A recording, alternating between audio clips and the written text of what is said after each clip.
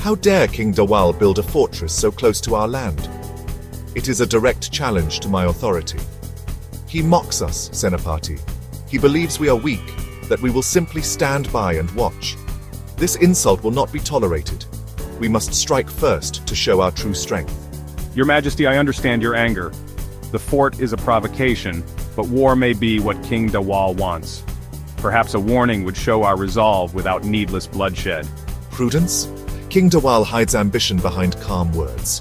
He built a fortress as his message. We shall answer with steel and fire. Prepare the army. We march at dawn.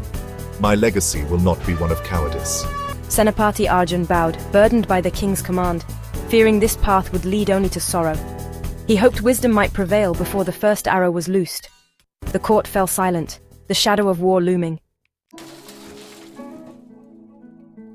Your Majesty, urgent news has arrived. King Virendra is furious, and his anger grows by the hour. He sees the new border fort as an act of war, a direct threat to his sovereignty and pride.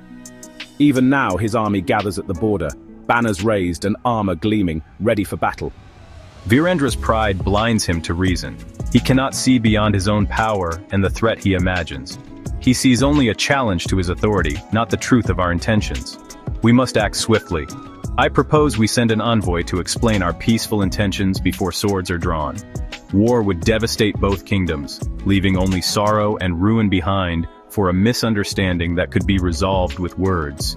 Our people wish only for peace, to live and prosper without fear of conflict. You are right, Alak. War drowns all in sorrow, and its shadow falls on every home.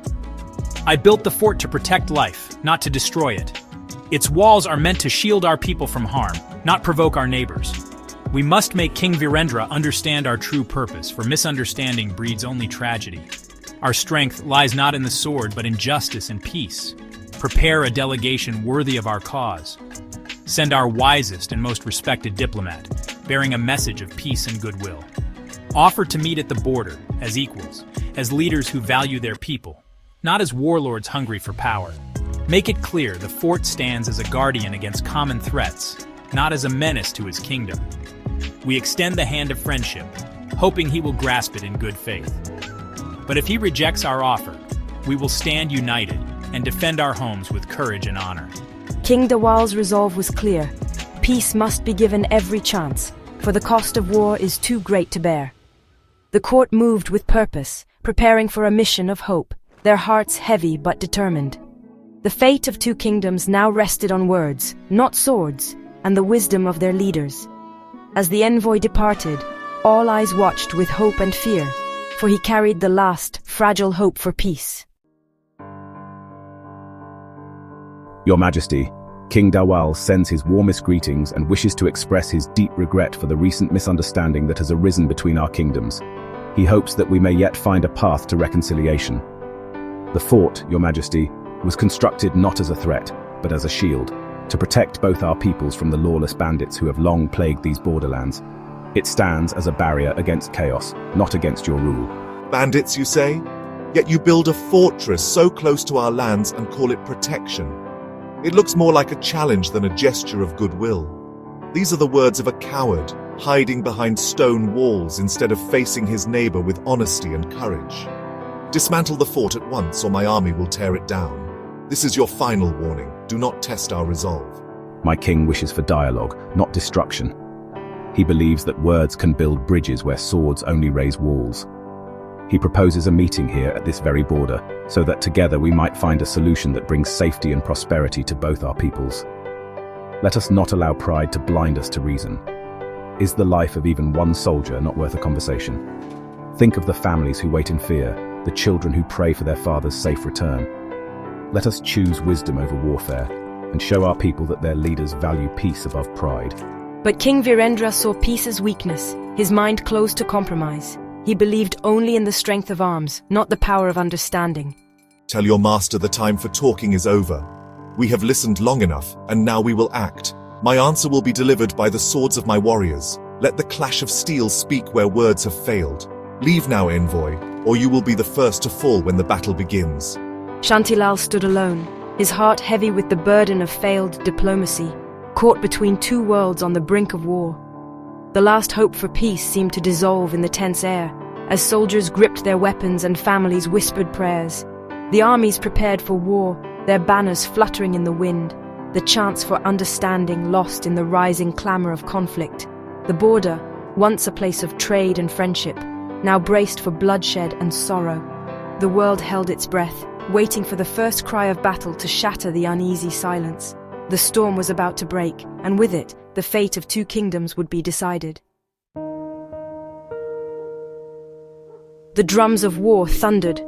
Pride poisoned the heart of a king, and reason was drowned by anger. The field, once fertile, became a graveyard. Neighbors became enemies, all for the pride of two rulers. King Virendra fought at the front, blinded by rage. King Dawal's men fought bravely, defending their homes. Steel clashed, lives were lost, and sorrow spread. There was no glory, only pain and regret. A young soldier fell, clutching a letter from his mother.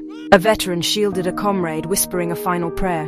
The kings, watching, saw the true face of war, not honor, but heartbreak. The sun set on a field of death, the fighting slowing from exhaustion and loss. The cries of the wounded replaced the shouts of battle. The field became a monument to failure, of leadership, of communication, of humanity. The silence after battle was heavier than any sound before. The cost of pride was now clear to all. At dawn, I saw the true cost of my pride. The golden light revealed not triumph, but devastation. The silence was heavier than any battle cry, and the air itself seemed to mourn with me. The field was a silent testament to horror. Where once there was life and hope, now only the echoes of suffering remained. The ground was soaked with the sacrifice of brave souls, and the weight of their loss pressed upon my heart. I walked among my fallen men, sons and husbands of my kingdom. Each face I passed was a story cut short, a family left in mourning, their dreams, their laughter, all silenced by my command. The victory I craved felt like ash. Regret replaced my anger. What had I accomplished? Only death and sorrow. The cheers I once imagined now seemed like a cruel mockery in the face of so much pain. I looked toward King Dawal's camp, imagining his grief. I wondered if he too was haunted by the faces of his lost men, if he felt the same emptiness gnawing at his soul. The border fort seemed so small now, a foolish symbol. What value did it hold compared to the lives lost for its sake? Its stones could never replace the warmth of those who would never return home. Your Majesty, the men are weary, their bodies are broken, and their spirits even more so. They look to you for hope, for an end to this suffering. Both sides have suffered greatly. The pain is shared, and the loss is felt by all who remain. There will be no more attacks. I cannot bear to see another life lost for pride or vengeance. What victory is there in ruling over widows and orphans? I was wrong. My heart aches for those left behind, for the children who will never know their fathers. Send a messenger to King Dawal. Let him know that I seek not more bloodshed, but understanding. I request a meeting, not as a conqueror, but as a man who has seen his error. I wish to speak as one who mourns, not as one who boasts. Tell him I wish to talk, not about forts, but about honoring the dead. Let us find a way to bring dignity to those who fell, and peace to those who remain. It is time to end this madness. Let the swords be sheathed, and let the wounds begin to heal. It is time to build something other than graves. Let us plant seeds of hope where only sorrow has grown. The first step toward peace was taken in sorrow, but in that sorrow a fragile hope began to grow. King Dawal, I was wrong. My pride clouded my judgment. I am responsible for the lives lost. I share the blame. I built the fort for safety, but failed to communicate. The sorrow is ours together. The bandits, your messenger spoke of them. They have preyed on both our peoples. The fort was meant as a joint garrison for patrols. I planned to propose cooperation, but my timing was poor. We have been fighting each other when we should have fought together. How many lives could we have saved? Let us not waste any more. Let us protect our people together. Understanding dawned, and a new path opened. Soldiers of both kingdoms, yesterday we fought as enemies. Today we stand as partners. I was blinded by pride. The only true victory is peace and safety for our children. This war is over. The fort will now be a symbol of unity, manned by both our armies. We will turn this battlefield into a memorial garden, honoring the fallen by building a future of peace. The two kings, humbled, found strength in forgiveness and cooperation. True leadership is measured by the peace one builds, not the fear one inspires. The real victory was won with words of wisdom, not swords. Soldiers lowered their weapons, hope spreading through the ranks. The kings clasped hands, vowing never to repeat this tragedy. True victory lies in conquering one's own pride.